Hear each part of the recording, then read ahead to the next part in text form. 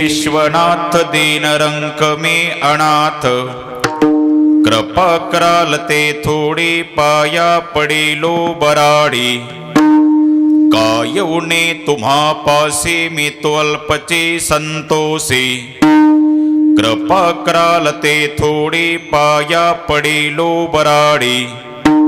तुका म्हणे देवा प्रेम भातुके पाठवा, कृपा कराल ते थोडी पाया पडेलो बराडी। पांडुरंगा करू प्रथम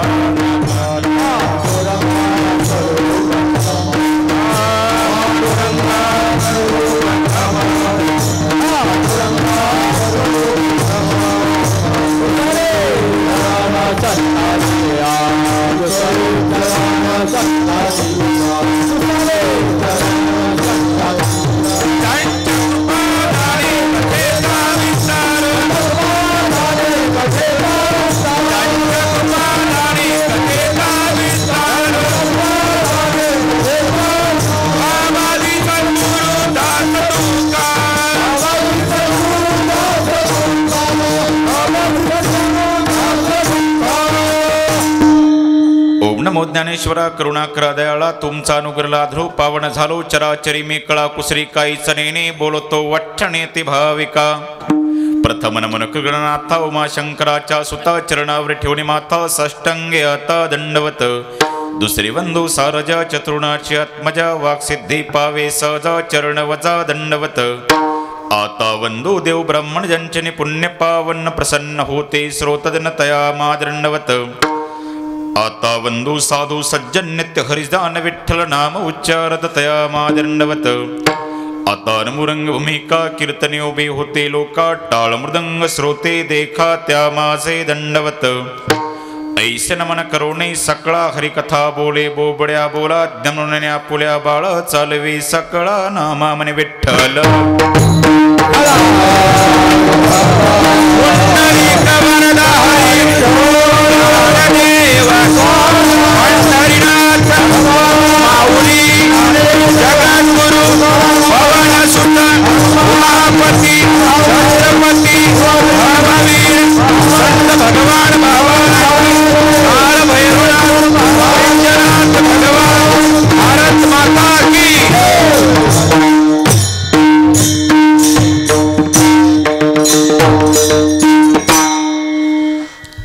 विश्वनाथ दीनरंक में अनाथ, कृपा कराल ते थोडी पाया पडेलो बराडी।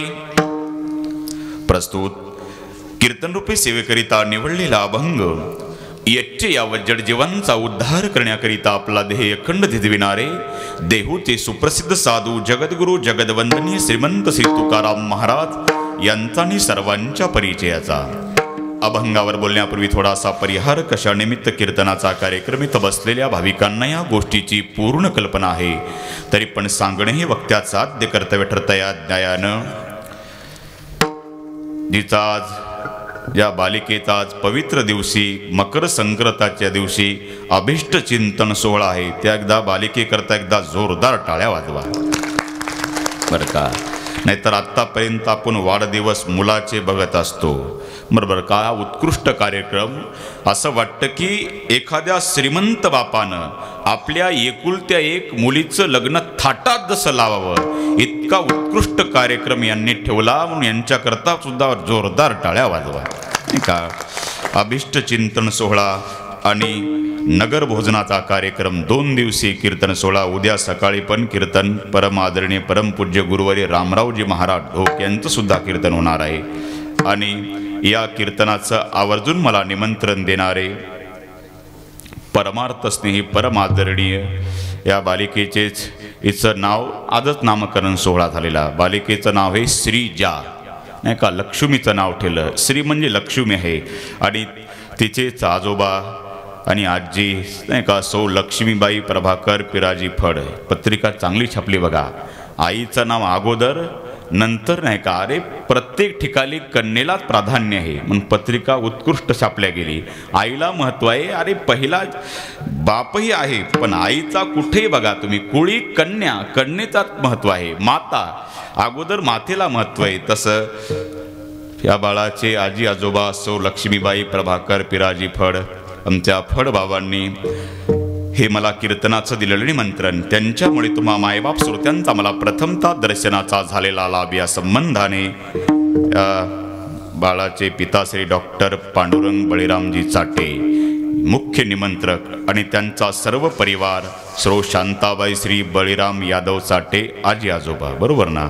सो सारिका डॉक्टर पांडुरंग बळीराम चाटे आई बाबा मुलीचे, सौ आशा श्री कृष्ण बळीराम चाटे हे मुलीचे काका काकू आणि चिरंजीव प्रद्युम्न प्रदेश सुजय व समस्त चाटे परिवार या चाटे परिवाराकडून आणि फड परिवाराकडून मला कीर्तनाचं दिलेलं निमंत्रण, त्यांच्या निमंत्रणामुळे तुम्हा मायबाप श्रोत्यांचा मला प्रथमतः दर्शनाचा झालेला लाभ या संबंधाने उपस्थित सर्व महाराष्ट्रातील दिग्गज मंडळी, कोणती पदवी द्यावं डोकं चालत नाही, सर्व माझ्यापेक्षा बडे बडे मंडळी, एकदा यांच्याकरता एकदा जोरदार टाळ्या वाजवा बरं का. असं इथं आल्यावर असं प्रत्येक भाविकाला वाटतं की मी श्रीकृष्णाच्या द्वारकेमध्ये आलो, इतकं उत्कृष्ट नियोजन. असं वाटत नाही एक दोन दिवसीय कार्यक्रम आहे, असं वाटतं की डॉक्टर साहेबांनी त्यांच्या मुलीच्या अभिष्ट चिंतन सोहळ्यानिमित्त 7 दिवस अखंड हरिनाम सप्ताह ठेवलेला असावा आणि त्यातला हा जागराचा दिवस असावा, इतकं उत्कृष्ट नियोजन. म्हणून त्यांनाही मी धन्यवाद देतोच, पण त्यांचा निमंत्रणाला मान देऊन त्यांच्यावर प्रेम करणारे पाहुणे मंडळी, मित्र मंडळी लांबून लांबून येऊन त्यांच्या कार्यक्रमाला सौंदर्य वाढवलं म्हणून चाटे परिवारातर्फे आलेल्या भाविकांनाही धन्यवाद देतो. विठ्ठल विठ्ठल.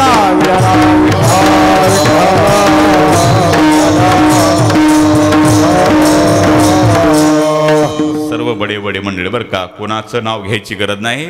माझं जितकं वय आहे इतका यांचा परमार्थाचा अनुभव आहे आणि सगळेच मला ओळखतात नाही का. आता आणि परत पण सप्त्यात 3 तारखेला कीर्तन आहे. कीर्तन झाल्यावर कीर्तन होतं यात नवल नाही, पण कीर्तन व्हायच्या अगोदर सप्त्यात पण तारीख भेटली नाही का. हे खऱ्या अर्थाने गुरुची कृपा आहे नाही का, गुरुचा आशीर्वाद आहे, त्यामुळं हा सेवेचा योग आहे. आणि माझं नाव जरी माहिती असतं, तुम्ही टी व्हीला मोबाईलला कीर्तन बघितले असेल तर मी माझा विनोदी परिचय मी अगोदर सांगत असतो बरं का. आम्ही आहोत थोरात, पण आमचं होतं थोडं आपस्वरात. हे मंडळी आहेत स्वरात, तुम्ही पडू नका घोरात. आपलं कीर्तन नाही कोणाच्या घरात का दारात, आपलं काळ भैरवनाथाच्या दरबारात बरं का. टाळ्या वाजव जा पटलं तर, नाहीतर येसाल रागाच्या भरात, हणसाल तोंडावर परात किंवा काढसाल गावान वरात, पण भगवंताच्या कृपेनं होऊन जाई जोरात. विठ्ठल विठ्ठल. आणि जर का कीर्तन पटलं तर बोलवा तुमच्या पण परिसरात, नाहीतर घालसाल पोरा सोरात. विठ्ठल विठ्ठल.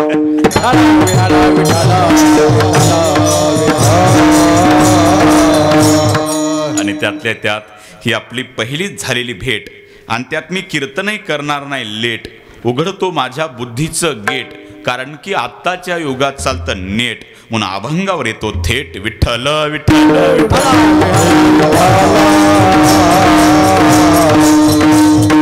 अभिष्ट चिंतन सोहळा आहे श्रीजा या बालिकेचा अभिष्ट चिंतन.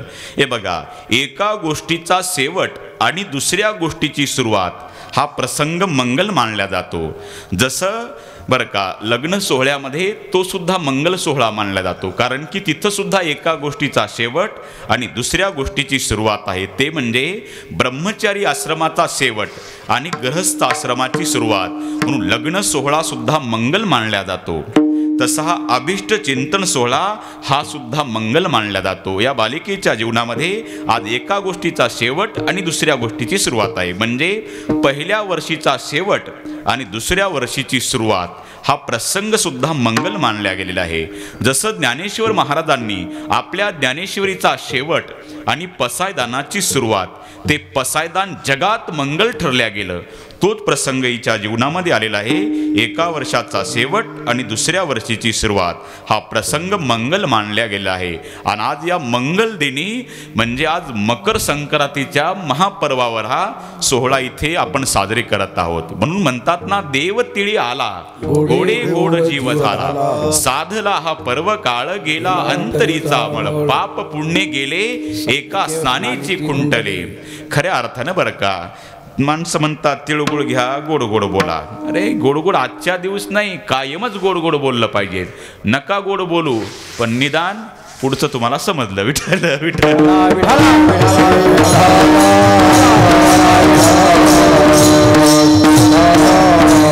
आणि या बाळाचा अभिष्ट चिंतन सोहळ्यानिमित्त काळभैरवनाथाच्या म्हणजे महादेवाच्या दरबारामध्ये एकीकडे वैद्यनाथ भगवान आहे आणि इकडे काळभैरवनाथ, ते पण महादेवाचं ठिकाण आहे आणि मी पण वैद्यनाथाचा आहे. हे त्रिवेणी संगम झालेला आहे. म्हणून भगवान शंकराकडे या बालिकेसाठी कृपा मिळावी या उद्देशानं अभंग निवडला. तुकोबाराय म्हणतात, तुम्ही विश्वाचे नाथ आहात, तुम्ही विश्वनाथ दीन रंकमी अनाथ. देवा तुम्ही विश्वाचे नाथ आहात, मी दीन आहे रंकाय अनाथे. या दिनाची या रंकाची अनाथाची एक प्रार्थना देवा. तुम्ही माझ्यावर कृपा कराल अपेक्षा बाळगतो, कृपा कराल ते थोडी पाया पडिलो बराडी. या बालिकेवर भगवान काळभैरवनाथाची अखंड कृपा असावी म्हणून हा मी कृपेचाच अभंग निवडला. विठ्ठल विठ्ठल.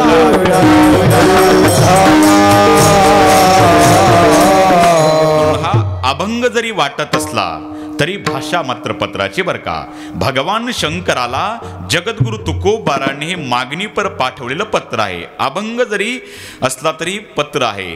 जसं विठ्ठल विठ्ठल.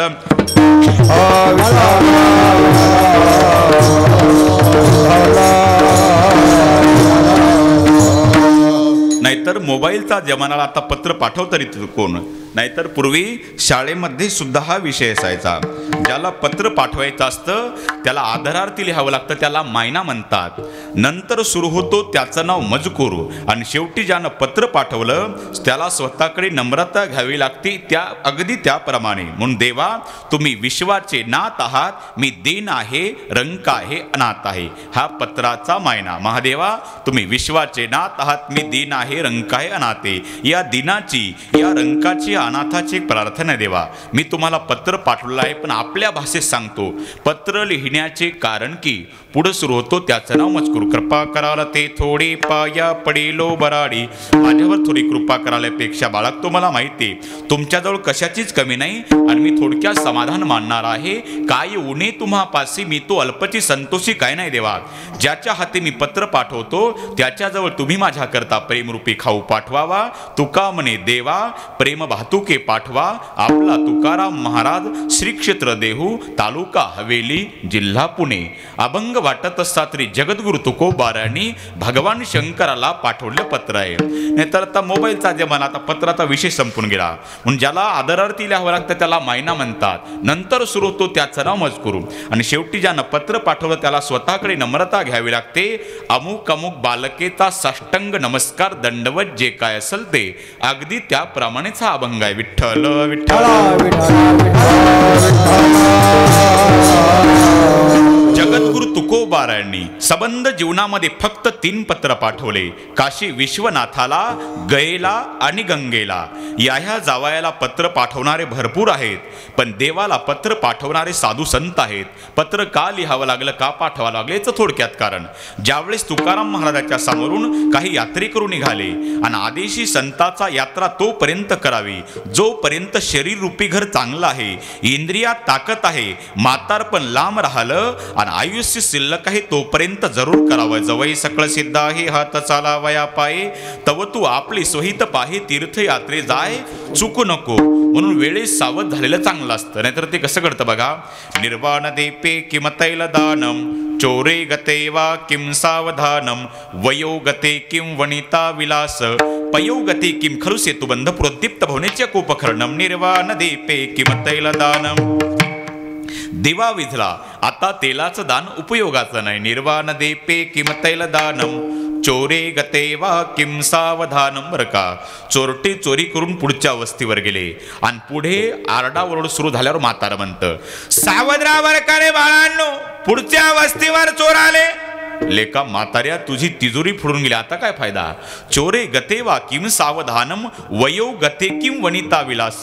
तरणा बांड होता त्यावेळेस अनेक मुलींच्या बापाचे टपाल यायचे, त्यावेळेस ब्रह्मचारी राहायचं म्हणत होता. आणि आता 65च झालं म्हणता, आता बघा आता काय फायदा. वयो गते किम वनिता विलास पयो गते किम खलुस येतो बंध प्रोद्दीप्त भवन्य चकुपकरणम.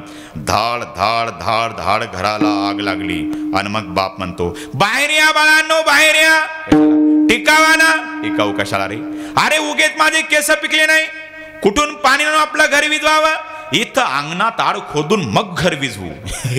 हे म्हणणं जसं हास्यास्पद ठरतं, म्हणून वेळेस सावध झालेलं चांगलं असतं.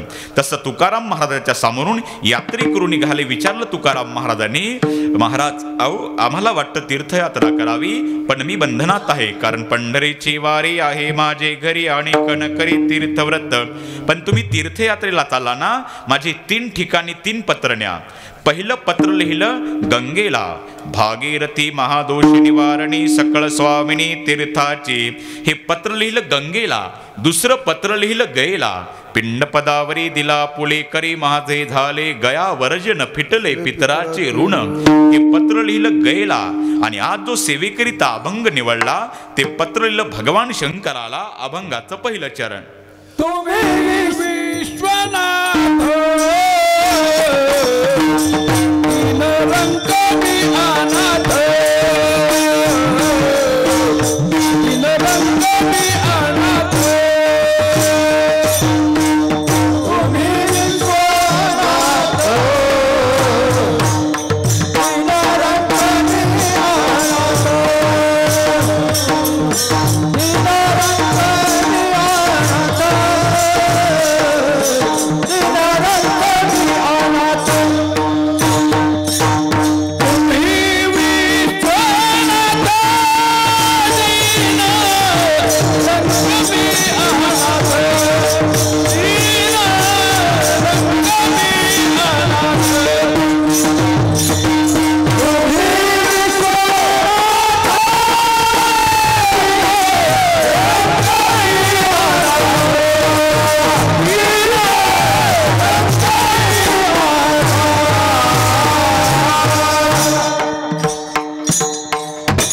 तुम्ही विश्वनाथ रंग मी अनाथ, विश्वनाथ दीनरंकमी अनाथ. विश्वस्य नाथ इति विश्वनाथ. विश्वाचा मालक त्याला म्हणतात विश्वनाथ. म्हणून नाथ शब्दामध्ये 2 पद. नाथ म्हणजे स्वामी किंवा नाथ म्हणजे मालक. पण नाथ शब्दामध्ये 2 पद आहेत. न अधिक अथ, त्याचा संधी झाला नाथ. कोणी म्हणल न अधिक अथ नथ होतं, नथ नाही नाथच होतं. म्हणून व्याकरण शास्त्राचा नियम आहे, 2 सजातीय स्वर एका पुढे एक आले असता त्याचा दीर्घ स्वर होतो, त्याला दीर्घादेश संधी असं म्हणतात. म्हणून न मध्ये अ आहे आणि अथ मध्ये अ आहे. म्हणून न मधला अ आणि अथ मधला अ मिळून अ अधिक अ झाला आ. आणि तो आगगाडीचा नच्या समोर कान्हा रूपात येऊन झाला ना, आणि पुढचा थ म्हणून शब्द झाला नाथ. हे बघा, स्वतंत्र उच्चार हा स्वराचा, आणि स्वराचं पाठीमागून साये घेऊन त्याला व्यंजन म्हणतात. आणि सर्रास प्रत्येकाच्या नावात 2 आहेत, प्रत्येकाच्या, बरं का, नाही का. क अधिक झाला ख, ख अधिक ख. प्रत्येक सर्रास सगळी 12 खडी वाचून घ्या, नाही का. स्वतंत्र अ आ ई हे स्वतंत्र आहे, स्वराला कशाचीच गरज नाही. स्वतंत्र उच्चार स्वराचा, आणि स्वराचं पाठीमागून साये घेऊन त्याला व्यंजन म्हणतात. क अधिक झाला क, ख अधिक ख, नाही का. म्हणून स्वतंत्र उच्चार प्रत्येकाच्या नावात 2 आहेत. कुठं 3 कुठं 4. ज्ञानेश्वराचा ज्ञ 4 मिळून झाला. द अधिक न अधिक य अधिक द न य अ. इतकी भानगड आहे ज्ञानेश्वराच्या ज्ञेमध्ये. आणि सर्रास तर तुमच्या माझ्या प्रत्येकाच्या नावात 2 आहेत. कुठं 3 सुद्धा आहेत. क्षत्रियाचा क्ष 3 मिळून झाला. क अधिक श अधिक झाला क्ष. आणि सर्रास प्रत्येकाच्या नावात 2 आहेत. आणि त्यातला जर स्वर काढला तर ते हलंत होतं. जसं बघा, सुस्वा गतम, नाही का, किंवा वंदे मातरम, नाही का, शेवटचं मग स्वर काढला गेला म्हणून आगतम स्वागतम सुस्वागतम. सुस्वागत म मधल्या शेवटच्या म मधला स्वर काढला. सोपी भाषा, लंगडा पाय टेकत नसतो, अलगद उच्चार आगतम स्वागतम सुस्वागतम. आणि त्यात जर स्वर टाकला तर आगत म स्वागत म सुस्वागत म होईल. आणि बघा, या मुळात या व्याकरण शास्त्राची उत्पत्ती काळभैरवनाथ म्हणजे भगवान शंकराच्या पासूनच व्याकरण शास्त्राची उत्पत्ती झाली. ते माझे गुरुजी वेदांताचार्य अर्जुनजी महाराज लाड गुरुजी, त्यांची गुरु भारतानंद स्वामीजी आम्हाला वेदांत साधनास्थळी शिकवत असताना सांगितलं स्वामीजींनी, बाबा ते पाणिनी नावाचे व्याकरणाचार्य लघु सिद्धांत कौमुदी नावाचा ग्रंथ संस्कृत लिहिला असताना ते बाकीचे विद्यार्थी त्यांना उपेक्षात्मक बोलायचे. अरे याला काय येतं, निवड दगड्याला काय येतं. पाणिनी यांनी तपश्चर्या केली, भगवान शंकर तपांती प्रसन्न झाले आणि प्रसन्नतेवर त्यांनी डमरू वाजवलं. डमरू वाजवल्याच्या नंतर बाकीचे म्हणले डमडम वाजलं, पण त्या डमरूमधून 14 सूत्र निघले. म्हणून मी नेहमी सांगत असतो बरं का भरत महाराज, अर्थ लावण्याचं स्वातंत्र्य प्रत्येकाला आहे. ज्याच्या त्याच्या बुद्धीच्या लेवलनं माणसं अर्थ लावतात. हाच अभंग दुसऱ्या कीर्तनकारानं घेतला, तो त्याच्या बुद्धीच्या लेवलनं, तसं अर्थ लावण्याचं स्वातंत्र्य प्रत्येकाला आहे. जसं दोन्ही मृदंगाचार्य महाराज पार डीजे फेल यांच्या पुढं महाराष्ट्र धरून टाकला, पण त्यातले ज्यांना बोल माहिती त्यांनाच कळल ते काय वाजवतात बरं का. त्यातलं ज्ञान असावं लागतं, सोपं नाही. मी पण याच्यात 2-4 वर्ष घासले. गोष्टी बाबाकडे 2-2.5 वर्ष क्लास केला, पांच्या गुरुजीकडे केला, पण जाऊ द्या, माझ्या बोटानं जे काम केलं नाही ते माझ्या होटानं काम केलं. विठ्ठल विठ्ठल. सोपं नाही महाराज वाजवणं. आता त्यांनी जसं आता वाजवलं, धिन धिन्ना धिन धिन नानगेन धिन धिन्ना तिन तिन नानगेन. किती याच्यासाठी 2-3 महिने प्रॅक्टिस करावी लागली असेल. हे सोपी नाही कला महाराज, पण त्यात ज्यांना बोल माहिती त्यांनाच कळलं त्यांनी काय वाजवलं. आणि ज्यांना नुसतं ऐकायला कानाला गोड लागलं ते म्हणतील महाराजांनी गुबू गुबू वाजवलं. अर्थ कोण काय लावलं सांगता येत नाही. एखाद्या कीर्तनकाराचं कीर्तन चांगलं झालं, त्यालाच प्रत्येक वेगवेगळा अर्थ लावतात. ते म्हणतात रात्रीचं कीर्तन झकास झालं म्हणजे चांगलं, ते झक्कास म्हणतं. एखादं म्हणतं भन्नाड झालं म्हणजे अर्थ लावण्याचं ज्याच्या त्याच्या बुद्धीच्या लेवलनं माणसं म्हणतात काय त्याने येड्यावानी कीर्तन केलं, म्हणजे चांगलं केलं त्याला येड्यावान वाटतं. हे त्याच्या त्याच्या बुद्धीचा दोष नाही का. अर्थ लावण्याचं स्वातंत्र्य प्रत्येकाला. जसं आता यांनी गोड चाल म्हटली, पण त्यातले आरोह अवरोह गायनाची ज्यांना ज्ञान माहिती त्यांनाच कळलं ते काय म्हणतात. जसं ते गायन करत असताना म्हणत असतात सारे गम पद निसा, पण बसलेल्यांना ऐकू येतं खाली बसा तांदूळ निसा. अर्थ लावण्याचं स्वातंत्र्य प्रत्येकाला आहे. ज्याच्या त्याच्या बुद्धीच्या लेवलने माणसं अर्थ लावतात.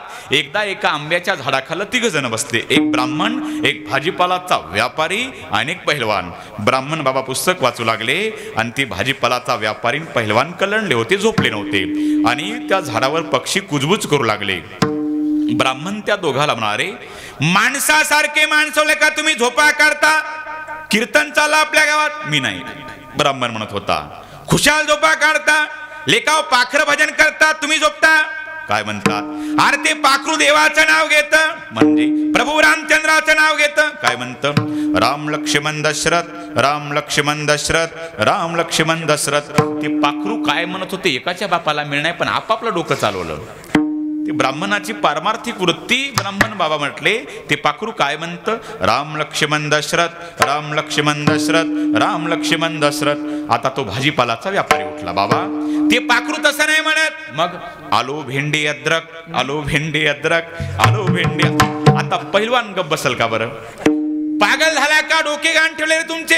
मग ते पाखरू तसं नाही म्हणत. मग दन बैठका कसरत, दन बैठका. ज्याच्या त्याच्या बुद्धीच्या लेवलला अर्थ लावले तसं माझ्या बुद्धीनं मी लावतो. विठ्ठल विठ्ठल. जसं आपला फाटा कुठून फुटला, डमरू वाजवलं. हे बघा अभंग बरं का, गुरुवर्य ढोक महाराजांच्या भाषेत अभंग गणितासारखा सुटला पाहिजे. आणि लाड गुरुजींच्या भाषेत सांगायचं झालं तर एका एका शब्दाचा पोस्टमॉर्टम झाला पाहिजे. विठ्ठल विठ्ठल एका एका शब्दात आम्हाला. डमरू वाजवल्याच्या नंतर बाकीचे म्हणले डमडम वाजलं. पण त्या भगवान शंकराच्या डमरूमधून 14 सूत्र निघले. ऐऊन रिलरिक ऐओंग ऐवच हैवरट लन यमंगनम झबय गडदश जबगडदश कपजटतौ कप्पै सस्सरहल इति माहेश्वराणी सूत्रांनी संज्ञार्थाने येशा म्हणत्या इतः. आणि त्यातलं पहिल्याच क्रमांकाचं सूत्र हलंत्यम उपदेशंत्यम हलिस्यात उपदेश आद्योच्चारणम सूत्रेश्व दृष्टांतरात नवर्तनीम सर्वत्र. आणि त्या हलंत्यम नावाच्या सूत्रानं सुस्वागत म मधल्या शेवटच्या मची हीच संज्ञा केली. आलं का अभंगावर? विठ्ठल विठ्ठल.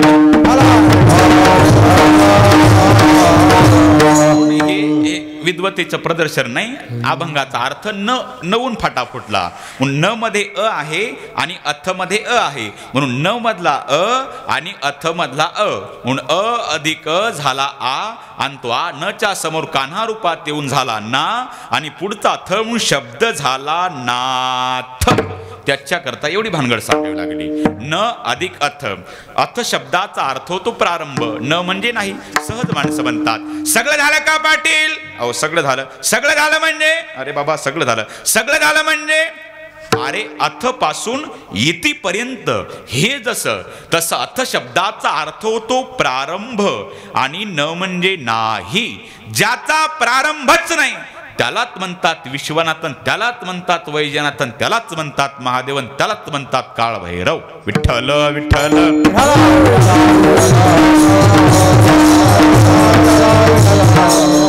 अजन्मतत्व आहे महाराज. माय बापच नाही, अजन्मतत्व आहे. नाहीतरी जन्मतारीखच नाही महादेवाची. नाहीतर एखाद्या लहान मुलाला उठवा, उठ रे बाळ, सांग कृष्णाचा जन्म श्रावण वद्दी अष्टमी. तुम्ही सांगा रामाचा जन्म चैत्र शुद्ध नवमी. तुम्ही सांगा महादेवाचा जन्म. मोठा मोठा पंडित ग बसल. नाहीतर कीर्तन सुटल्यावर घरी जा, चष्मा लावून प्रत्येकाच्या भिंतीवरती व्यवस्था आहे. भिंतीवर काल निर्णय असावे. 1 जानेवारी पासून 31 डिसेंबर पर्यंत बघा कुठं महादेव जयंती सापडते का? अजन्म तत्व आहे. मायबापच नाहीत महादेवाला. घ्या आता बाकीच्या नाहीत बर का. रामाचे मायबाप दशरथ कौसल्या. कृष्णाचे मायबाप वसुदेव देवकी. महादेवाचे मायबाप सांगा आता पुढच्या वर्षी. मायबाप अजन्म तत्व आहे बघा. आणि म्हणून तर ती गंमत झाली. एकाच मिनिटात सांगतो. ज्यावेळेस महादेवजीचा विवाह ठरला सती सोबतचा आणि मग ते नारदजीला वाटलं आपलं कुठं जुळत नाही. मग नारदजी सोबत गेले. ते सोबत काय म्हणतात त्याला, हेल्पर असतं ना, ते काय म्हणतात तिकडं, लांडगा वरदावा सकवण्या काय म्हणतात इकडे, सोकवण्या. सकवण्या. हा, लग्नाला सोकवलेला असतो म्हणून सकवण्या. चांगलं नाव आहे. सकवण्या का होईना तुम्हाला पावणे 10 कळाला बरं का. तसं नारदजीला वाटलं आपलं कुठं जुळत नाही आणि मग महादेवासोबत सकवण्या गेले नारदजी. पण तिथं गेल्यावर त्या धर्मपंडितांना अडवलं. ठहरो दुले राजा, हमारे यहाँ का रिवाज है 3 पीढ़ियों का नाम बोलना पड़ता है तो शादी हो जाएगी. महादेवजी घामाघूम झाले. इथं पप्पाचं नाव ब्राह्मणाला माहित नाही, 3 पिढ्या सांगू तरी कुठल्या. पण धर्मपंडित घाई करू लागला. जल्दी बोलो दुले राजा, शादी का वक्त बीता जा रहा है, अब 10 बजने वाले, जल्दी बोलो. हमारे यहाँ का रिवाज है 3 पीढ़ियों का नाम बोलना पड़ता है तो शादी हो जाएगी. महादेवजी घामाघूम झाले आणि गेले नारदजीकडे. नारद, अजी मेरे पिता का नाम क्या है? अजी महादेव बड़ादेव सब देवन के बाबा, मैं आपके साथ तो बोली चिंता की क्या बात, तो बताओ मेरे पिता का नाम. अजी बिरंच बोलो. अरे नारद, बिरंच के मेरा बाप है क्या रे? अजी बाप के कोई बाप नहीं होता, 2 मिनट से क्या होगा, शादी होने जाने तो बाद में देखेंगे. आणि मग सांगितलं, देखो पंडित जी, मेरे पिता का नाम बिरंच है. धर्म पंडित जी बोले धन्यवाद. आपके पिता का नाम बिरंची, आपके दादा का नाम बताइए. आजोबाचं नाव. परत नारदजीकडे गेले महादेवजी. अजी नारद, अरे मेरी दादा का नाम क्या है? अजी महादेव बड़ादेव सब देवन के बाबा, मैं आपके साथ तो बोली चिंता की क्या बात, तो बताओ मेरे दादा का नाम. अजी विष्णु बोलो. अरे नारद, विष्णु क्या मेरा दादा है क्या रे? अजी दादा करने से कोई दादा नहीं होता, 2 मिनट से क्या होगा, शादी होने जाने तो बाद में देखेंगे. आणि मग सांगितलं, देखो पंडित जी, मेरे पिता का नाम बिरंची, मेरे दादा का नाम विष्णु है. धर्म पंडित जी बोले धन्यवाद. आपके पिता का नाम बिरंची, दादा का नाम विष्णु, अब दादा के पिता का नाम बोलो तो शादी हो जाएगी. परत नारदजीकडे भगवान शंकर गेले आणि मग भगवान शंकराला नारदानं कानात सांगितलं, तिकडे म्हणले परळीच्या स्टँडवर चला. आणि काना सांगितलं वेटिंगला फक्त माझ्याकडे 2 नाव होते, आता तुमचं तुम्ही बघून घ्या. महादेवजीला थंडीत घाम सुटला. धर्मपंडित घाई करू लागला, जल्दी बोलो दुल्हे राजा, शादी का मुहूर्त बीता जा रहा है, 10 बजने वाले, हमारे यहाँ का रिवाज है 3 पीढ़ियों का नाम बोलना पड़ता है तो शादी हो जाएगी. आपके पिता का नाम बिरेंची, दादा का नाम विष्णू, दादा के पिता का नाम बोलो तो शादी हो जाएगी. आता महादेवजी घामाघूम झाले. धर्मपंडित काय ऐकत नाही. रागानं लाल झालेले महादेवजी विजय सारखे कडाडले. देखो पंडित जी, मेरे पिता का नाम बिरेंची, दादा का नाम विष्णू और दोनों का बाप मैं हूं. शादी करने तो करो लेकिन मुझे हैरान मत करो, मैं मेरे घर चला जाता हूं. असं अजन्म तत्व ज्याला माय बापच नाहीत म्हणून यथार्थ नाहोत विश्वनाथ, विश्वशनाथ इति विश्वनाथ. म्हणून देवा महादेवा तुम्ही विश्वाचे नाथ आहात, मी दीन आहे, रंक आहे, अनाथ आहे. आता एका शब्दाचा विचार करा. दीन कोणाला म्हणावं? जो इंद्रियाच्या अधीन गेला त्याला म्हणावं दीन. इंद्रियाचे दिने आम्ही गेलो नारायणे,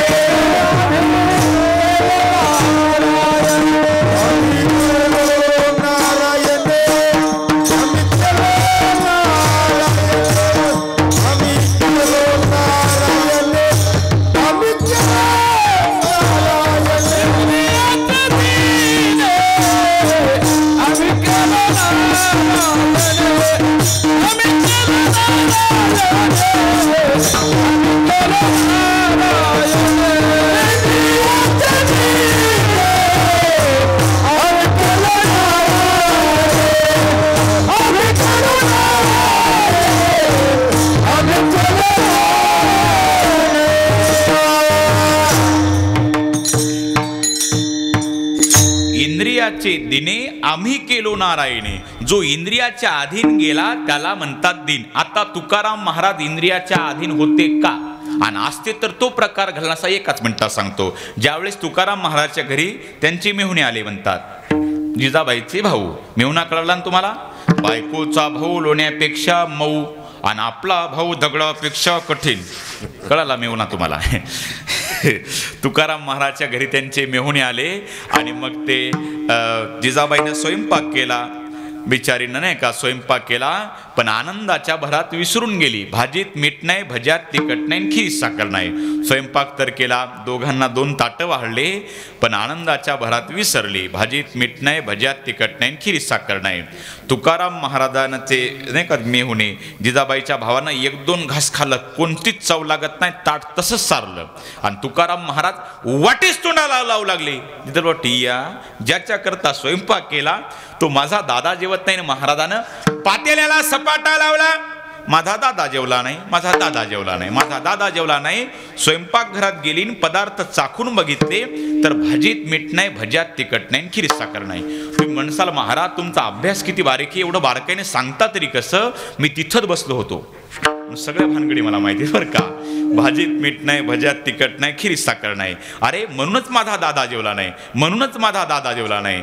ताड ताड ताड तुकाराम महाराजापर्यंत गेल्या. विनाकारण काय गरज का रागवायची?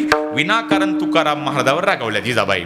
ते भजन करत बसले होते आणि जिजाबाईनं बांगड्या माग सारल्या, पदर खवला आणि महाराजावर विजेसारख्या कडाल्या. तुकाराम महाराजावर डोकं बी काय घाण ठेवलं का महाराज?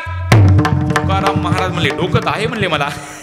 अहो माझा दादा जेवला नाही, त्याचं काय तोंड दाबले का म्हणले मी. अहो भाजीत मीठ नाही, भज्यात तिखट नाही, खीरीत साखर नाही. स्वयंपाक कोणी केला? मग माझ्यावर का रागवायचं कारण आहे? अहो म्हणजे स्वयंपाक तू केला, माझ्यावर रागवायचं? अहो म्हणजे घरच्या माणसाचं कर्तव्य नाही का? काय याच्यात मीठ नाही, त्यात तिखट नाही, त्यात साखर नाही सांगायचं? अगं पण ते कर्तव्य संभवतं केव्हा? मला त्यातली काही चव कळेल तेव्हा ना. काय खातो आम्ही कासया सांगते, कैसे हे लागते.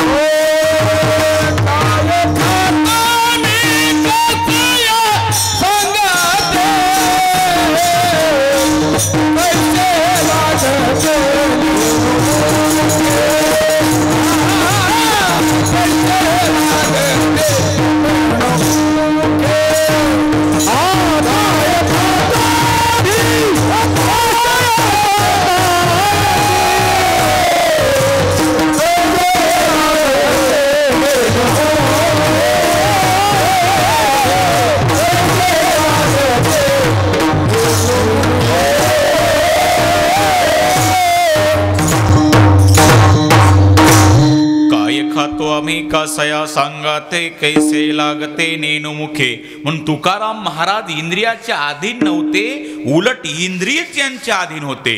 म्हणून दीन शब्दाचा उलट अर्थ होतो धनी. इंद्रियाचे धनी आम्ही झालो गोसावी. इंद्रियाचे धनी आम्ही झालो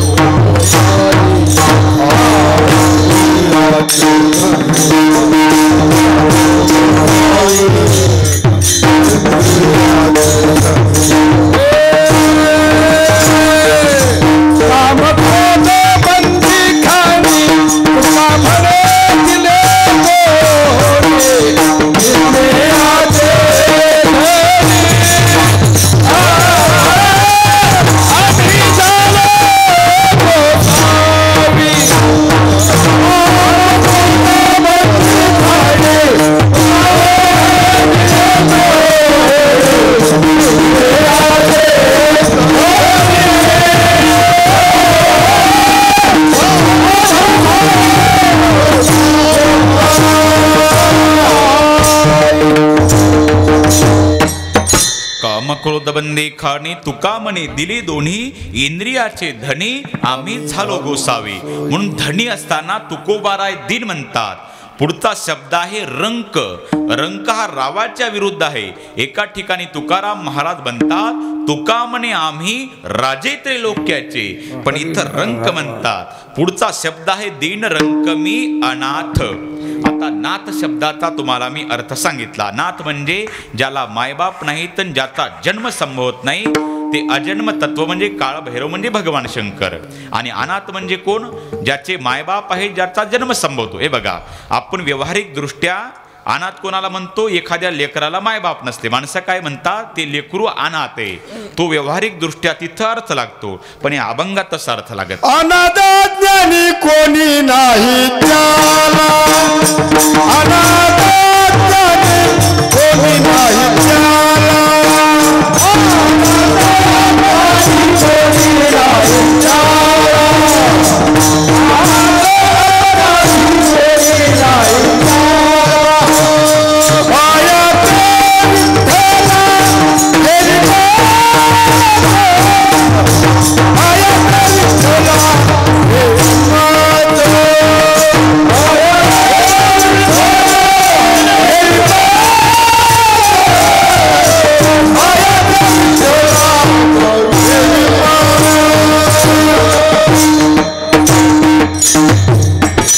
अनाथ शब्दावर भरपूर प्रमाण आहेत. मी तर अनाथ अपराधी नाही का, अनाथ नाही का, अनाथवर भरपूर प्रमाण आहेत महाराज. पण अनाथ शब्दाचा अर्थ काय? ज्याचा दोन अ अधिक न अधिक अथ झाला अनाथ शब्दाचा अर्थ. दोन नकार बरोबर एक होकार. म्हणजे ज्याचा जन्म संभवतो, ज्याला मायबाप आहेत आणि ज्याचा जन्मही संभवतो त्याला अनाथ म्हणतात. आणि तुकाराम महाराजचा जर जन्म संभवला असता तर तेच तुकाराम महाराज एका ठिकाणी म्हणतात तुका म्हणे आम्ही विधीचे जनिते स्वयंभू आईते केले न हो. अरे मग राव असताना रंक म्हणतात, धनी असताना दिन म्हणतात, नाथ असताना अनाथ म्हणतात. कसं का? तुकाराम महाराजांची ही काळभैरवनाथाच्या ठिकाणी, महादेवाच्या ठिकाणी ही नम्रता आहे. तसं नसावं आणि तसं म्हणावं. हे बघा, पंगत मिष्टान्नाची असावी. श्रीखंड आहे, बासुंदी, लाडू हे गुलाबजाम आहे. आणि पंक्तीचा मालक नम्रतेनं म्हणतो सावकाश जेवा पाटील, सावकाश जेवा, सावकाश जेवा. गरीबाची चटणी भाकरी गोड करा. आता चटणी भाकरी खाऊ. मी जर त्या पंक्तीला बसतो असतो म्हणलो पाटील ही चटणी भाकरी 3 टाइम असू द्या. अरे श्रीखंड आहे, बासुंदी, लाडू हे गुलाबजाम आहे. आणि पंक्तीचा मालक नम्रतेनं म्हणतो गरीबाची चटणी भाकरी गोड करा. ही त्या मालकाची नम्रता आहे. तसं नसावं आणि तसं म्हणावं. नाहीतर एका बहादरानं बरं का भरत महाराज ते दुपारा 2 वाजता पंक्ती बसवल्या, वैशाख महिन्यातलं उन्हातलं ऊन, आणि मग दुपारा 2 वाजता पंक्ती बसवल्या, बाजरीच्या भाकरी करपलेल्या, ठेचा त्याला तेल नाही, मीठ नाही, प्यायला पाणी नाही. दुपारा 2 वाजता पंक्ती बसवल्या, वर मंडप नाही, आणि मग ते ऊन मी म्हणतं तहान लागली, तिखट लागलेलं, आणि हे नेमकं ते पंक्तीवाला त्याच्या जवळून गेलं. गरीबाची चटणी भाकरी. आता तुम्ही सांगा, इतक्या उन्हात इतकं तिखट गोड लागतं का हो? बहादर गेलं पंक्तीवालं, गरीबाची चटणी भाकरी गोड करा, गरीबाची चटणी भाकरी गोड करा. आणि नेमकं पंक्तीवाला त्याच्याच जवळ गेलं, गिलासात पाणी नाही, तिखट लागलेलं ऊन मी म्हणतं, गरम डोक्याचं गावातलं पहिल्याच पंक्तीला जेवायला बसलेलं. त्याला कोणाचीच हिंमत नाही त्याला उठ म्हणायची. आणि नेमकं त्याच्याजवळ गेले, म्हणलं गरीबाची चटणी भाकरी गोड करा. हे असं विजयसारखं कडाळलं, ताडकन उठलं. लेका बैमाना, तुझ्या बापानं अशी पंगत घातली होती का? तुला माणसंच मारायचे तर एंडोसल्फानच्या बाटल्या बदायच्या? लेका इतक्या उन्हात इतकं तिखट गोड लागतं का? आणि सांगतो दिमाखानं गरीबाची चटणी भाकरी गोड करा. तर काही माणसं म्हणतील, महाराज सिस्टीम एवढी चांगली, कार्यक्रम एवढा चांगला, तुम्ही चवताळू चवताळू का बोलता? आम्ही का ऐकायला बहिरे आहेत का? तुम्ही बहिरे नाहीत, पण प्रसंग भांडणाचा आहे. भांडणं भांडणासारखे वाटले पाहिजेत का नाही? भांडणं ढिले असतात असे, भांडणासारखे वाटले. आता छत्रपती शिवाजी महाराजांचं चरित्र सांगणारा महाराज कशा आवाजाला पाहिजेत? मिळमिळे आवाजावाला पाहिजे ना, खणखणीत आवाज काढला पाहिजे ना. शिवचरित्र सांगणारा महाराज, छत्रपती शिवाजी महाराजांनी आपली तलवार, या आवाजात चांगलं वाटतं. आणि त्यानं सांगितलं असं जमतं का? छत्रपती शिवाजी महाराजांनी तलवार काढली आणि दुश्मनाचा फडशा पडला. अरे इथं काय कांदा कापायचा आहे का? तसं नाही का? जसं त्या आवाजात पाहिजे, तसं भांडणासारखे वाटले पाहिजे का नाही? तसं ते म्हणलं, तुझ्या बापानं पंगत घातली होती का? तुला माणसात मारायचं तर एंडोसल्फानच्या बाटल्या पाजायच्या? लेका बैमाना, इतक्या उन्हात इतकं तिखट गोड लागतं का? आणि सांगतो दिमाखानं गरीबाची चटणी भाकरी गोड करा. चटणी भाकरीचीच पंगत असावी आणि गरीबाची चटणी भाकरी गोड करा बनावं. याचं नाव नम्रता नाही, याला डबल उधळता म्हणतात. तसं नसावं तसं म्हणावं. तसं तुकाराम महाराज स्वतः एक पंगत निष्ठांना असावी, गरीबाची याचं नाव नम्रता आहे. तसं तुकाराम महाराज स्वतः राव असताना रंक म्हणतात, धनी असताना दिन म्हणतात, नात असताना अनाथ म्हणतात. ही तुकाराम महाराजाची देवाच्या समोरची नम्रता आहे. बघा, नम्रता जरूर असावी. आताचा काळ दादागिरीचा अजिबात नाही. कोणीच कोणाला कमी नाही आताच्या काळात दादा, बरं का? कुणीच कोणाला कमी नाही. घरपरत भाईगिरी. आणि मी कीर्तनात भाईगिरीवर कधीच बोलत नाही. आणि मी जर भाईगिरीवर बोललो तर माझीच भाई नीट राहणार नाही, बरं का? म्हणून सध्याच्या काळात कोणी म्हण का नम्रता जरूर असावी. प्रत्यारे नम्रतेचा काळ आहे, पण अति नसावी. कारण अति नम्रता पात्र होते भीतेला, अति कोपता कार्य जाते लयाला, अति कार्य ते कोणते नसावे, प्रमाणामध्ये सर्व काही असावे. जय जय रघुवीर. बघा, नम्रता जरूर असावी. नाहीतर विचार करा, 50 एकर जमीन, अर्धा एकरात वाडा, गडगंज गावातला श्रीमंताचा व्यक्ती, आणि त्या घरातले 4ही भाऊ जर नम्र असतील तर गाव त्यांना सुखासुखी खाऊच देणार नाही, विनाकारण त्यांच्यासोबत भांडणं करतील. म्हणून त्या 4 भावामधले 2 भाऊ जयहरी करणारे पाहिजेत आणि त्यातले 2 भाऊ क्वालार धरून थोबाड फोडणारे पाहिजेत, तेव्हा तालुक्यात टिकतात. सगळ्यांनी जयहरी करण्याचा कार्यक्रम नाही, दिवस संपून गेले जाते. सगळ्यांनी जयहरी करून जमणार नाही, नाही का? याच्यापेक्षा तुम्हाला वेगळं सांगतो बरं का. पती पत्नी जर दोघेही जर रागट असतील ना, तर दोघेही एकमेकाच्या रागानं नाही का कोऱ्याजनची बाटली घेतील. म्हणून पती पत्नी मधलं एक कोऱ्याजनची बाटली घेणार असावं आणि त्यातले हिसकावून घेणार असावं. त्यावेळेस पती पत्नी मरेपर्यंत जगतील. विठ्ठल विठ्ठल.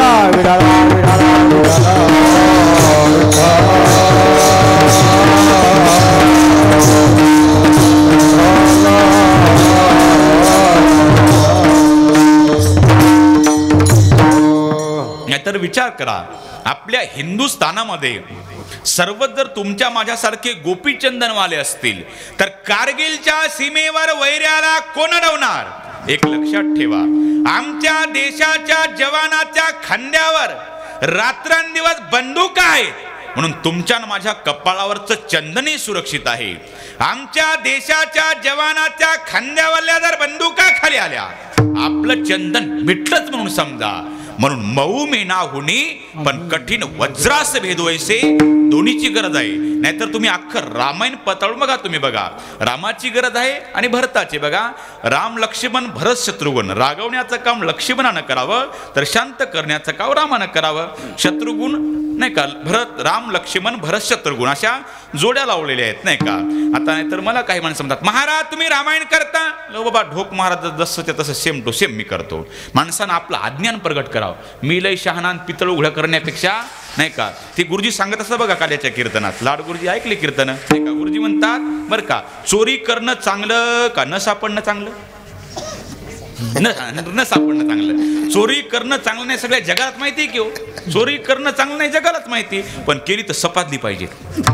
चॅप्टरपणा कोणापुढं कराव, डिम फीस असते त्याच्या पुढे करावं. इथं सगळे 33 केवी आहेत, मग काय मेणबत्ती लावू इथं. विठ्ठल विठ्ठल.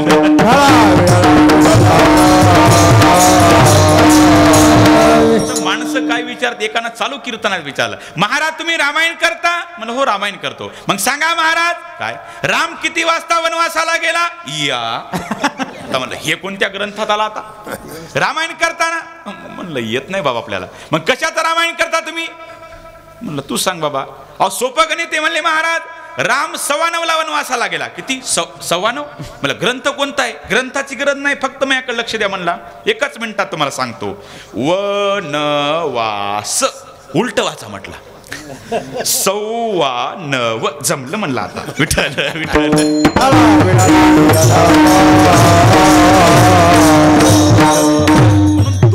दोन्हीची गरज आहे बरं का. नाहीतर अख्खं रामायण पळतो बघा. रामाची गरज आहे, लक्ष्मणाची भरत. नाहीतर थोडंसं चिंतन करा.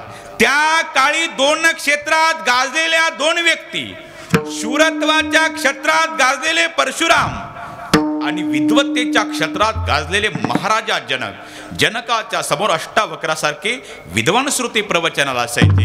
एक दिवस सहज काही साधूने विचारलं महाराज माया किसे कहते है. जनकजीनं सांगितलं 1 घंटा बाद पता चलेगा.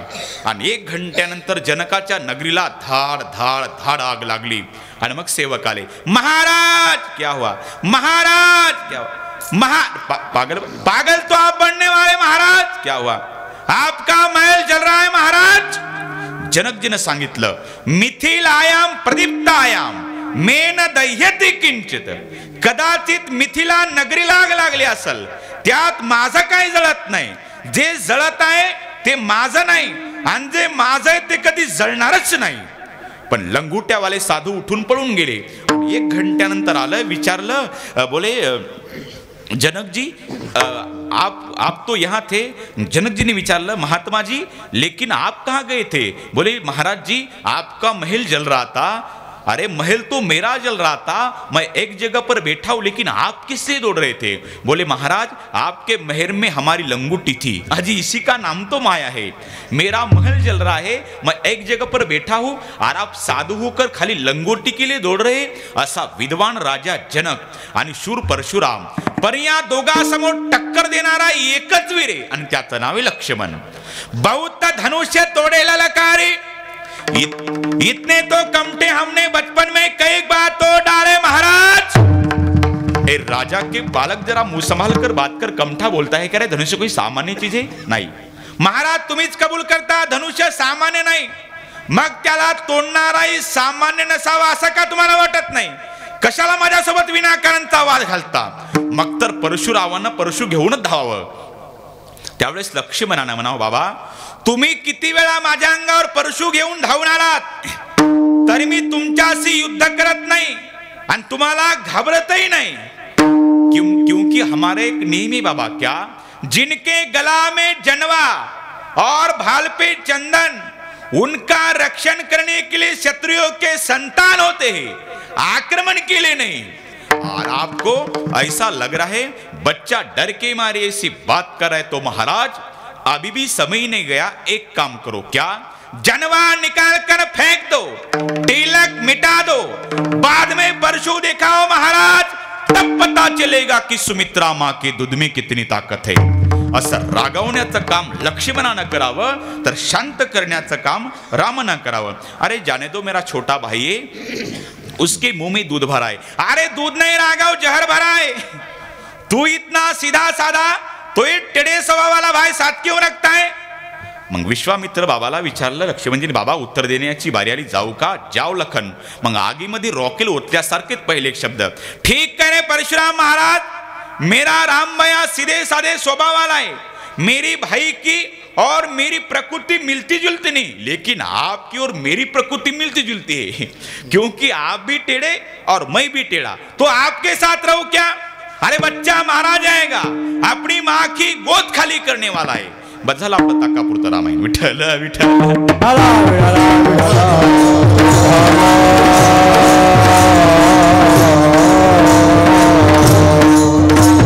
रागवण्याचं काम लक्ष्मणानं करावं, तर शांत करण्याचं काम रामानं करावं.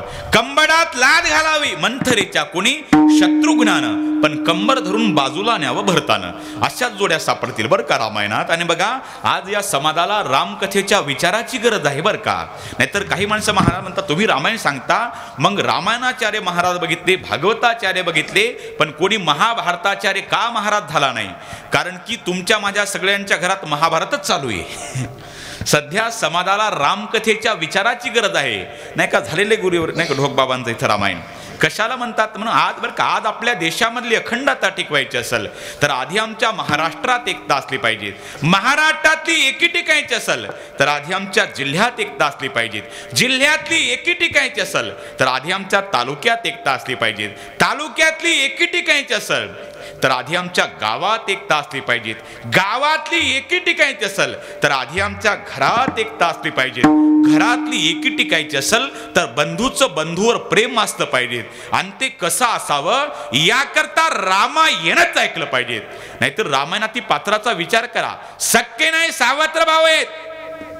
राम कौशल्येता, लक्ष्मण सुमित्रेता, भरत कैकेयीचा, पण सावत्र बंधूसाठी सख्या मातेचा धिक्कार केला, त्याचं नाव आहे भरत. आणि या बंधू प्रेमाची आज नितांत गरज आहे बरं का. वाईट या गोष्टीचं वाटतं, काही संबंध नसलेल्या मित्रांसाठी आमच्या लाखो रुपयाचा चुराळा चालला, आणि रक्ताचं नातं असलेल्या सख्या भावाच्या घशात ईदभऱ्या बांडासाठी कुऱ्हाडी हाणतात. त्यावेळेस प्रश्न निर्माण होतो, नेमकं रामायण गेलं तरी कुठं? नाहीतर मी नेहमी सांगत असतो, ज्याला राजकारणातलं काहीच माहित नाही ते पण बढ्या मारतं. धनंजय मुंडे साहेबानं आणि पंकजाताईनं एकत्र आलं पाहिजेत.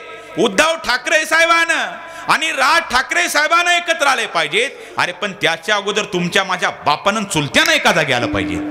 सख्खे भाऊ असताना एकमेकाचं तोंड बघत नाहीत, काय आपण गप्पा आणणार लोकांपुढं? आज खऱ्या या रामकथेच्या विचाराची गरज आहे दादा. म्हणून बरं का, रामायण आपण ऐकलंय म्हणून एकाच मिनिटात तुम्हाला रामायण आणि महाभारत सांगतो. कशाला म्हणतात रामायण आणि कशाला म्हणतात महाभारत?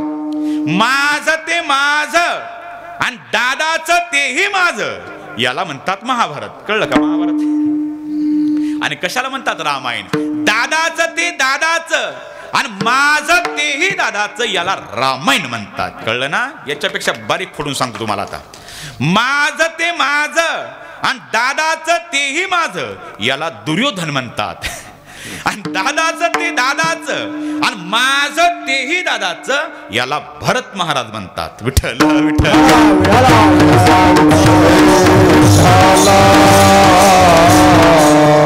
त्या काळात एकच राम होता आणि एकच रावण होता.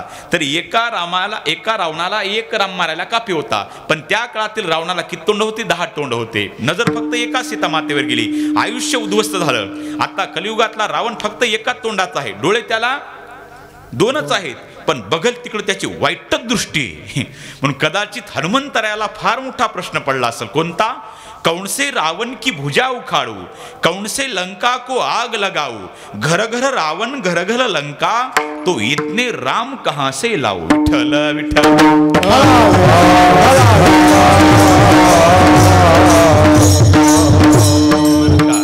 आता राहिलेलं रामायण आपण पुढच्या कीर्तनात सांगू बरं का. आता अभंगावर येतो नाही का, दोन्हीची, अभंगाच्या बाहेर गेलोच नाही मी, अभंगावर येतो विषयच नाही बरं का. दोन्हीची गरज आहे. मऊ मेनाहुनी कठीण वज्रासे भेदवायचे. म्हणून तसं तुकाराम महाराज म्हणतात, महादेवा तुम्ही विश्वाचे नाथ आहात, मी दीन आहे, रंक आहे, अनाथ आहे. या दिनाची, या रंकाची, अनाथाची प्रार्थना आहे देवा. मी तुम्हाला पत्र पाठवलेलं आहे, पण आपल्या भाषेत सांगतो, पत्र लिहिण्याचे कारण की अभंगाचं 2रं चरण. कृपा करा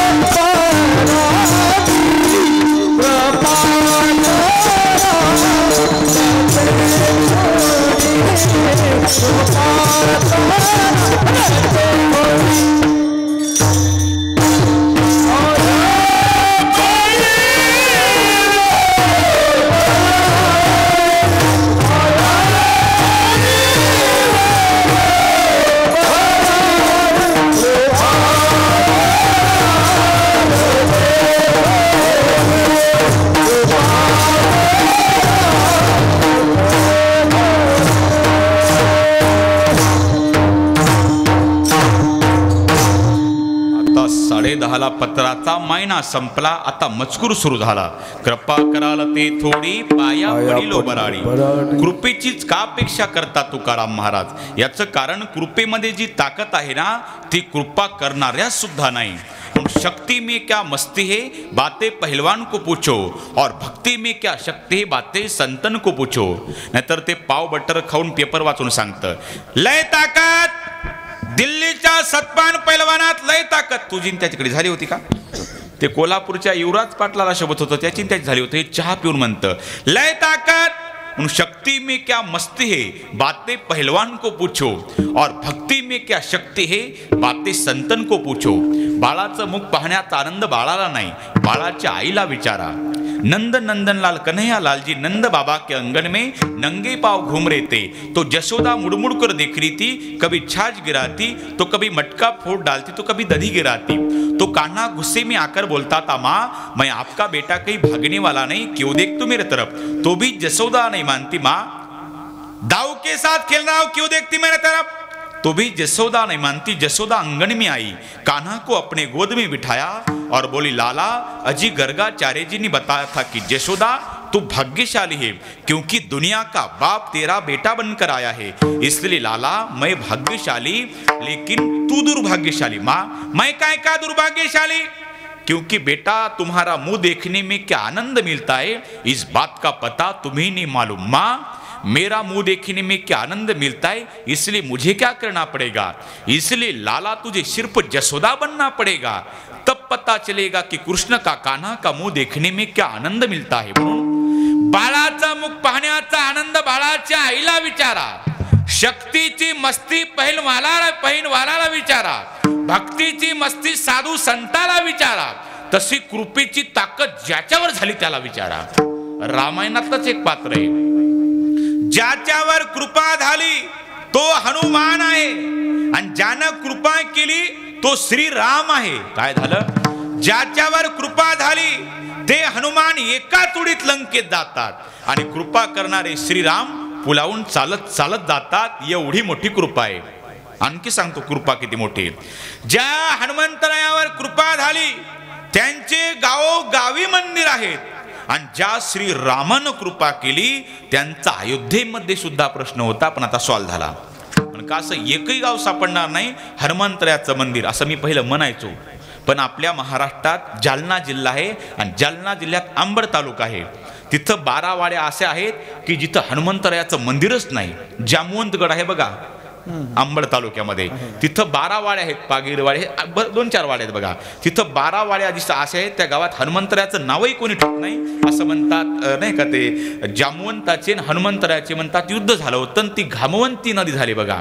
पण हा अपवाद सोडून असं एकही गाव नाही की जिथं हनुमंतरायाचं मंदिर नाही. ही कृपा आहे. विठ्ठल विठ्ठल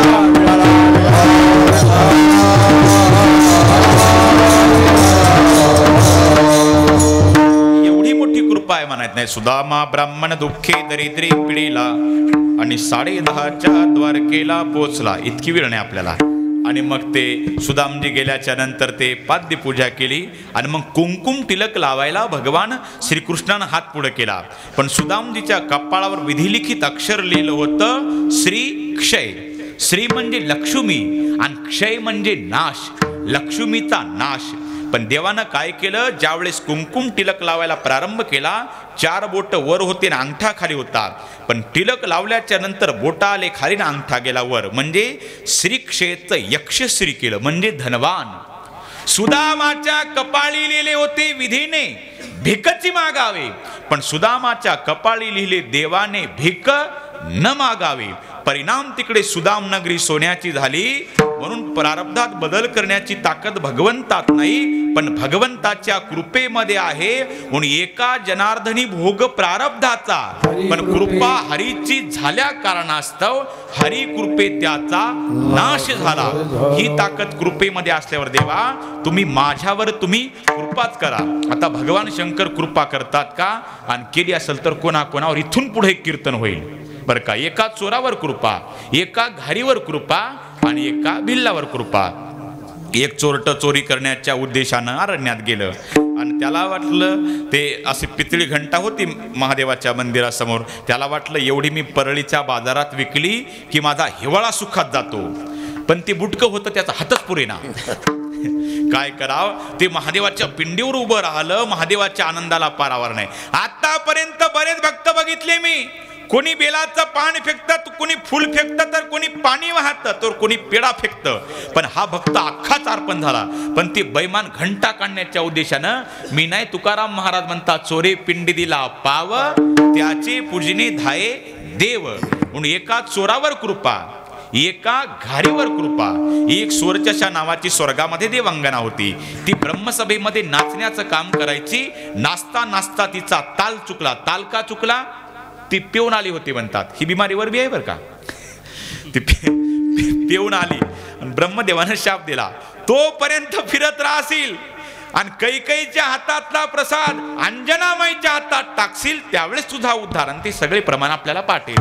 पिंडघारीने झडपिला, अंजनीने तो सेविला, अंजनीच्या तपासाठी महारुद्र आले पोटी. म्हणून एका चोरावर कृपा, एका घारीवर कृपा आणि एका भिल्लावर कृपा. एक नाही का, ते भूतसेन नावाच्या इंद्राराच्या दरबारामध्ये एक नौकर होता. तो काम करण्यात चुकला आणि त्यांना शाप दिला, जा तू भिल्लावून पडशील. तोच झाला चंड भिल्ल. आणि इकडे कांचीपूर नगरामध्ये सोमदत्ती नावाचा राजा होता. त्याला 500 राण्या होत्या. त्यातल्या 498 जार कर्म करणाऱ्या. राजा मरण पावला, राणीही मरण पावल्या. मरोनिया दे हरणाचा पावला, कुरंगिणी झाल्या पतिव्रता. त्या 2 राणी हरणी झाल्या. तो राजा हरण झाला. आणि हा भूतसेन नावाचा इंद्राच्या दरबारातला नौकर शापामुळे तो भिल्ल झाला. आणि ते दाट पाल्याच्या झाडावर बसलं होतं. पानं तोडू तोडू तोडू तोडू खाली टाकू लागला. पण योगायोग, शिकार न मिळाल्यामुळे त्याला उपवास घडला. तो दिवस होता महाशिवरात्रीचा. ज्या झाडावर बसलं ते झाड होतं बेलाचं. आणि तिथं पानं तोडू तोडू तोडू तोडू खाली टाकू लागलं. तिथं भूमिगत शिवलिंग होतं महादेवाचं.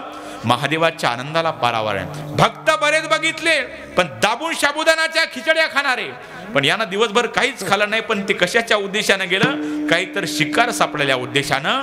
यमा महादेवानं सांगितलं यमाला, यमा जा, काय त्याला पाहिजे ते द्या. यम आला, जय हरी. तुम्ही कोण? मी यम. यम मग लागला का आमचा नियम? तुमचा नियम नाही लागला, मला महादेवानं पाठवलं. मग काय नाही, मला पशुपक्ष्याची भाषा कळावी. तथास्तु म्हणून यम निघून गेला. आणि याला, त्या भिल्लाला पशु पक्ष्याची भाषा करू लागली. आणि नेमका तो सोमदत्ती नावाचा राजा हरणाच्या रूपात असणारा जाळ्यात अडकला. जाळ्यात अडकल्याच्या नंतर त्या 2 राणी हरणी होत्या. त्याला भाषा करू लागली त्या भिल्लाला. त्या 2 राणी हरणी म्हणल्या, भिल्ला दादा तुझ्या पाया पडते, आमच्या पतीला एकदा शेवटचं पाणी पी, नंतर त्यांना मार. तू मला जर पळून गेला तर?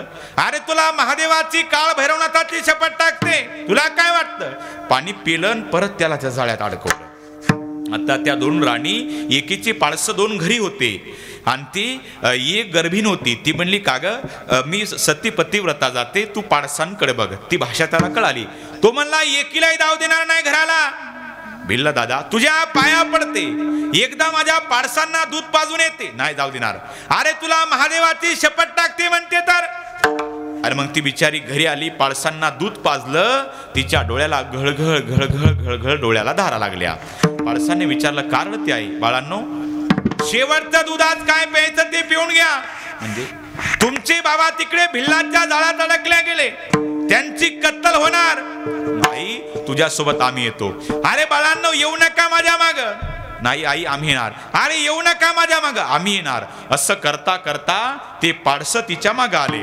भिल्ल चकित झाला. एक हरणीगिरी आणि 2 पाडसं घेऊन आले. वचनाला जाणणारे इमानदार दिसतात. आणि मग पातात 5 जण झाले. कोण? 2 हरणी, 2 पाडसं आणि जाळ्यात अडकलेलं हरण. त्या 5 जणांचा भिल्लासोबत संवाद चालला.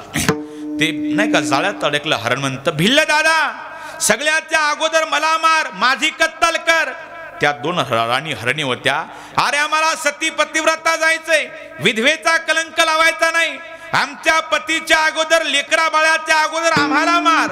पाडसं चिमुकले, डोळ्याला धार लागल्या. भिल्ल दादा तुझ्या पाया पडतो. अरे माय बापाचा वध आम्हाला डोळ्यानं बघवल्या जाणार नाही, त्यांच्या अगोदर आम्हाला मार. ती हरणी म्हटली, अरे बाळांनो मागा म्हणून बरं का, आई इतकं जगात कोणी प्रेम करत नाही म्हणून पतिव्रतेत सीता, शास्त्रामध्ये गीता आणि प्रेमामध्ये माता. म्हणून उंदीर मेला तरी धान्याचा दाना घरात नसू द्या, पण पाठवून हात फिरवणारे मायबाप असू द्या, त्याच्या इतका जगातच कोणी श्रीमंत नाही. टाळ्या वाजवत ना पटलं तर, मी काय टाइमपास सांगणार नाही का. आणि किती वैभव तुमच्या घरात असू द्या आणि मायबाप नसू द्या, स्वामी तिन्ही जगाचा आई विना भिकारी. म्हणून डोळे मिटून प्रेम करते ना दादा, तिला कदाचित प्रियसी म्हणता येईल. डोळे वटारून पण प्रेमच करते ना, तिला कदाचित बायको म्हणता येईल. पण डोळे मिटेपर्यंत जी प्रेम करते ना, तिला फक्त आईच म्हणता येईल. सबसे बडी है माँ से बढ़कर कोई नहीं, वो देती ही दुआ. आईने सांगितलं, माघारी फिरा बाळांनो, आधी आम्हाला मरू द्या. तिथं रडारड चालू आहे. तो भिल्ल चकित झाला. ते पाडस म्हणतात, अरे भिल्ल दादा अगोदर आम्हाला मार. हरणी म्हणतात, अगोदर आम्हाला मार. ते हरण म्हणतात, अगोदर आम्हाला मार. हरणाचे ते पाडस त्या भिल्लासोबत रडायला लागले. अरे तुझ्या पाया पडतो, माय बापाचा वध आम्हाला डोळ्यानं बघवल्या जाणार नाही, त्यांच्या अगोदर आम्हाला मार. तुला असं वाटत असेल माय बापाच्या समोर लेकराला कसं मारावं. अरे राजा, पुराणात घडलेलं उदाहरण आहे. आपल्या आईवडिलाचं लज्जा रक्षण करण्याकरिता, सत्व रक्षण करण्याकरिता आपल्या देहाची आहुती चिलया बाळांना दिली होती. आधी आम्हाला मार. सगळी रडारड चालू आहे. तो भिल्ल म्हटला, मी भुकेनं उपवासी मेलो तरी चालेल, पण एकालाही मारणार नाही. ती हरणी म्हणली, तुला महादेवाची शपथ टाकली, मारावंच लागल. तो म्हणला, मारणार नाही. अरे तुला असं वाटत असेल 5 जणांचा बोजा घरी कसा बांधून नेऊ, तू पुढं पुढं चाल, तुझ्या माग माग आम्ही येतो. ते नाही का, तो भिल्ल पुढं, ही हरण त्याच्या माग माग. आणि का, येऊ नका माझ्या माग, आम्ही येणार. येऊ नका माझ्या माग, आम्ही येणार. असं करता करता झोपडीपर्यंत आले. आणि झोपडीपर्यंत आल्याच्या नंतर त्या झोपडीपर्यंत भिल्ल पोहोचला आणि हे हरण तिथपर्यंत आले. आणि स्वर्गाहून एक दिव्य विमान आलं आणि ते विमान खाली उतरलं. आणि 5ही हरणांचं दिव्य पुरुषामध्ये, गंधर्वामध्ये रूपांतर झालं. आणि 5ही गंधर्व त्या दिव्य विमानात बसले. आणि भिल्ल नुसता म्हाताऱ्या माणसासारखा बघू लागला.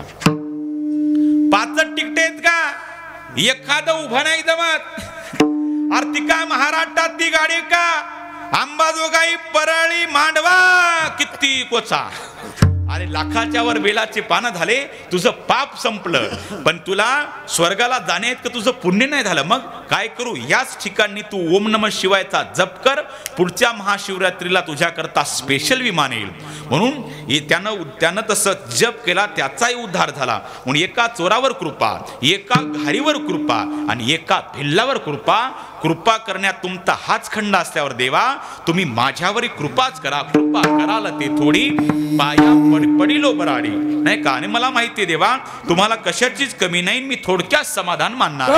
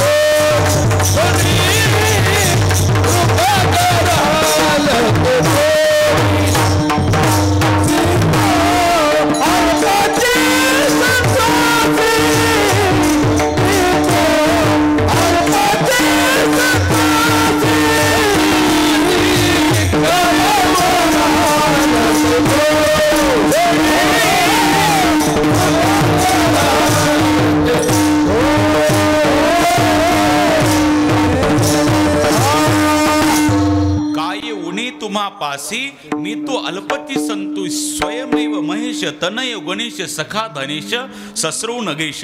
हिमालयासारखा तुमचा सासरा आहे, गणपती सारखा तुमचा पुत्र आहे, कुबेरासारखा तुमचा मित्र आहे. कुबेराकडे 9 निधी संपत्ती, त्यातली पाव निधी रावणाकडे होती बरं का. 7 कोटी ज्याचं घर सोन्याचे, हिशोब तुम्ही लावा, मेंदू बंद पडतील आपले. म्हणून कुबेरासारखा तुमचा मित्र आहे, गणपतीसारखा तुमचा पुत्र आहे, हिमालयासारखा तुमचा सासरा आहे. तुम्हाला कशाची, तुम्ही स्वतः महादेव आहात नाही का. काय उणे तुम्हापासी मी तो अल्पची संतोषी काय नाही देवा. ज्याच्या हाती मी पत्र पाठवतो त्याच्याजवळ तुम्ही माझ्याकरता प्रेमरूपी खाऊ पाठवावा. तुका म्हणे देवा प्रेम भातुके पाठवा. आपला तुकाराम महाराज, श्री क्षेत्र देहू, तालुका हवेली, जिल्हा पुणे. अभंग वाटत असता तरी जगद्गुरु तुकोबाराणी भगवान शंकराला हे पाठवलेले मागणी पर पत्र आहे बरं का. एकतर विचार करा, प्रारब्धाचा विचार करा. प्रारब्ध कोणाला चुकत नाही, पण कृपा देवाची असल्यावर प्रारब्धाचंही काही चालत नाही. नाहीतर बरं का, एक लक्षात ठेवा, तुम्ही जितके जितके मोठे व्हाल तितके तितके तुमचे शत्रू वाढतील. जशी तुमची कीर्ती वाढल तशी बदनामी करणारे माणसं टपून आहेत. आणि धोका हा लांबच्या माणसापासून नाही, जवळ बसणारापासूनही त्यापासूनच हुशार राहायचे. जवळ बसलेले म्हणजे कीर्तनातले सोडले बरं का, सोडून. आमच्या कीर्तनातले दृष्टांत म्हणजे रेडीमेड कापड दुकानातले कपडे. कोणाच्याच मापाचा ड्रेस शिवलेला नसतो. ज्याच्या मापाला आला त्याने ड्रेस घालायचं आणि पैसे देऊन निघून जायचं. आता इथं एखाद्याच्या मापाला ड्रेस फेस बसत असेल आणि नेमके विरोधकच जवळ बसले असेल, त्याला मी तरी काय करू.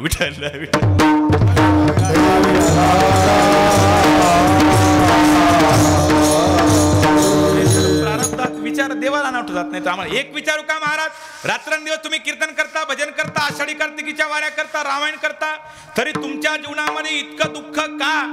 अनामित जीवनात एकही कीर्तन नाही, एकही प्रवचन नाही, एकही तमाशा चुकत नाही, 40 फुटीचा रोड एकट्याला पुरत नाही, तरी आम्ही एवढी सुखी का. अरे भजन कीर्तन केलं मग काय प्रारब्धात बदल होतो, ते भोगावंच लागते. एक लक्षात ठेवा, कभी सर्दी तो कभी गर्मी, ये तो कुदरत के नजारे है. कभी सर्दी तो कभी गर्मी, ये तो कुदरत के नजारे है. अरे प्यास तो उसे भी लगती है जो नदी के किनारे है. काय वाटलं तुम्हाला, नदीच्या कडेला झोपलात म्हणजे तुम्हाला तहान लागणार नाही. तसा भगवान जरी मदतीला असला, प्रारब्ध चुकणारे आपलं कृष्ण साह्य पांडवासी, ते भोगिती नष्टचेरेसी साह्य केली हरिहरासी, प्रारब्ध कोणासी टळेना. ऐसी प्रारब्धाचे ठेव झाले भिक्षुक पांडव, राज्य घोडे सर्व सांडीला ठाव प्रारब्धे. रात्रंदिवस ज्या पांडवासोबत भगवान श्रीकृष्ण आपला काय हिशोब लावता. म्हणून प्रारब्धात बदल करण्याची ताकद कृपेमध्ये आहे. म्हणून तुम्ही देवा माझ्यावर तुम्ही कृपा करा. एकदा सांप्रदायिक नियमाप्रमाणे सगळ्यांनी आपले हात वर करा बरं का. आणि एका तालामध्ये हातानं टाळ्या आणि तोंडानं जांभाळ्या. विठ्ठो बारक